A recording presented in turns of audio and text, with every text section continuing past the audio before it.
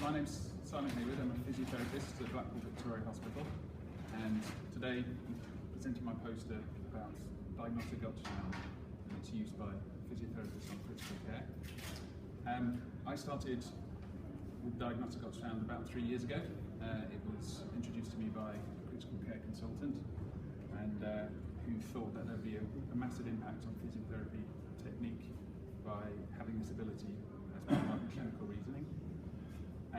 Looking at the literature, there was a team in Australia that mentioned in their paper that actually they didn't know the training time or the structure that needed to be done for physiotherapists to pick up this new skill. SoA et al. Are a team in Singapore, and they were talking about, they did a training program and analysed that to see how long it would take respiratory therapists to pick up the skill. So there's nothing in the UK whatsoever. So with my consultant colleague, we who are fortunate enough to have was able to gain QSIC mentorship or supervisor status. So he was our supervisor, and between myself and him, we created a program based on the QSIC model.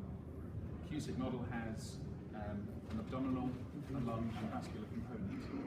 So we put the other two components aside and focused on the lung, just because at that time it was deemed that it was relevant, that perhaps we wouldn't need to do the other two components. It limited us slightly, perhaps getting the accreditation that we needed, but that's what we focused on at the time. So we took 6 physiotherapists.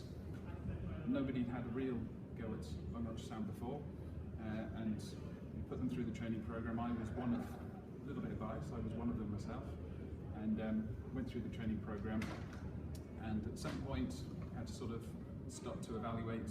So after about the 100 scan mark, we decided to take a look at the feedback from the mentor and the feedback from the people going through the course on the training themselves. So it was just a peer discussion. Through this whole process, we ended up with 2 individuals that were deemed competent, and by competent we mean they've gone through the curriculum and also completed a triggered assessment, so like a live bedside on a real patient triggered assessment, which was marked by the mentor, trying to pick up as many pathologies as we could, and in as much as possible signed off as competent, but in the eyes of the QSIC training that probably didn't mean too much. It was just a kind of a process we wanted to go through anyway. As it stands at the moment, we actually, just to leap forward a little bit, we now have 3. So it's gone on to the 3rd person who's been signed off as competent.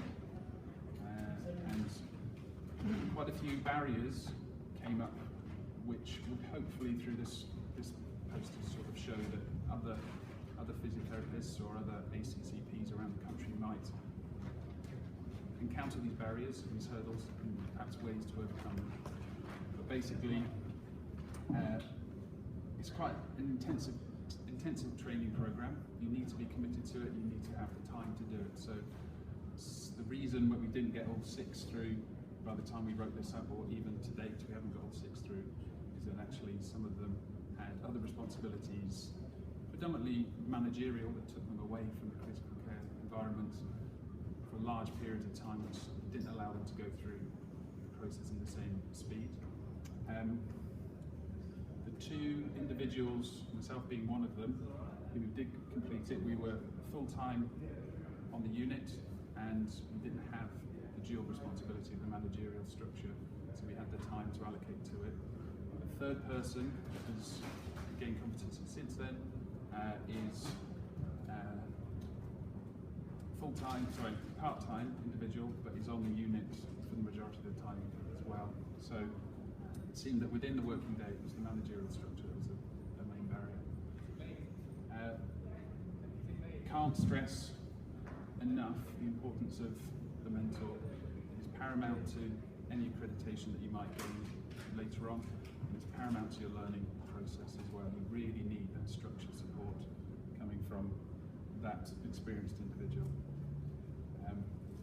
So with that in mind, you can you need to allocate the time, you need to have the mental support, which is, I can't stress, is so important.